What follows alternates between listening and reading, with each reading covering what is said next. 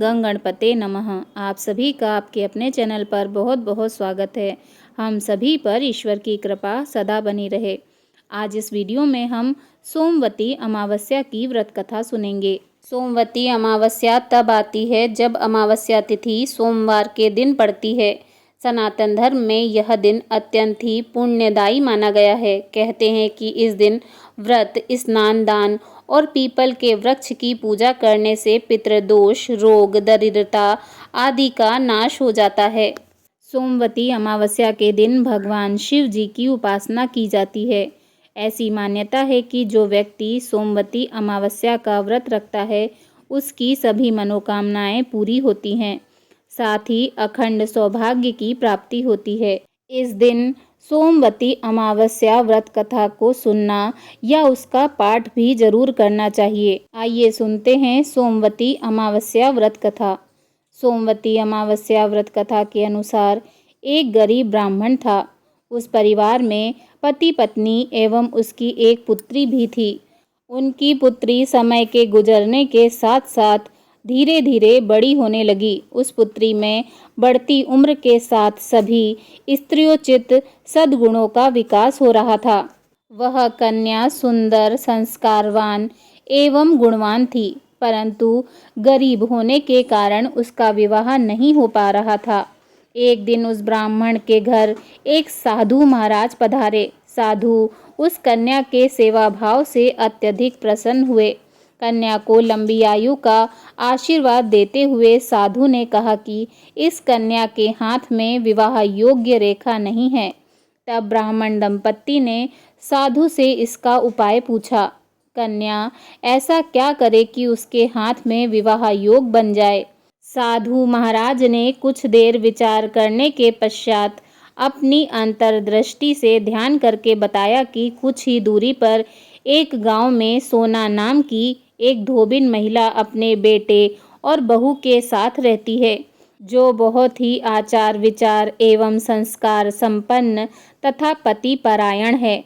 अगर यह कन्या उसकी सेवा करे और वह धोबिन अपनी मांग का सिंदूर इस कन्या की मांग में लगा दे तो कन्या का वैधव्य योग टल सकता है।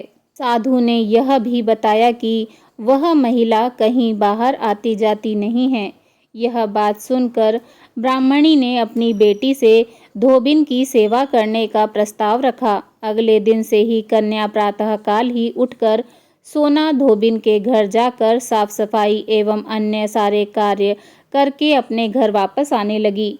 एक दिन सोना धोबिन अपनी बहू से पूछती है कि तुम तो सुबह ही उठकर सारे काम कर लेती हो और पता भी नहीं चलता। बहू ने कहा, माँ जी, मैंने तो सोचा कि आप ही सुबह उठकर सारे काम खुद ही खत्म कर लेती हैं।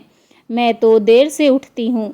यह सब जानकर दोनों सास बहू घर की निगरानी करने लगी कि कौन है जो सुबह ही घर का सारा काम करके चला जाता है। कई दिनों के बाद धोबिन ने देखा कि एक कन्या मुंह ढके अंधेरे में घर में आती है और सारे काम करने के बाद चली जाती है। जब वह जाने लगी तो सोना धोबिन उसके पैरों पर गिर पड़ी। पूछने लगी कि आप कौन हैं और इस तरह छुपकर मेरे घर की चाकरी क्यों करती हैं। तब कन्या ने साधु द्वारा कही गई सारी बात बताई। सोना धोबिन पति परायण थी, अतः उसमें तेज था। वह तैयार हो गई। सोना धोबिन के पति थोड़ा अस्वस्थ थे। उसने अपनी बहू से अपने लौट आने तक घर पर ही रहने को कहा। सोना धोबिन ने जैसे ही अपने मांग का सिंदूर उस कन्या की मांग में लगाया, सोना धोबिन का पति मर गया। उसे इस बात का पता चल गया। सोना धोबिन बिना पानी पिए घर से निकली थी और उसने सोचा कि रास्ते में पीपल का पेड़ मिलेगा तो उसकी परिक्रमा करके ही पानी पिएगी। उस दिन सोमवती अमावस्या थी। ब्राह्मण के घर मिले पकवानों को छोड़कर उसने ईंट के टुकड़े से 108 बार भांवरी दी और पीपल के पेड़ की 108 बार परिक्रमा की। इसके बाद उसने पानी पिया। ऐसा करते ही उसके पति के शरीर में फिर से जान आ गई और वे जीवित हो गए।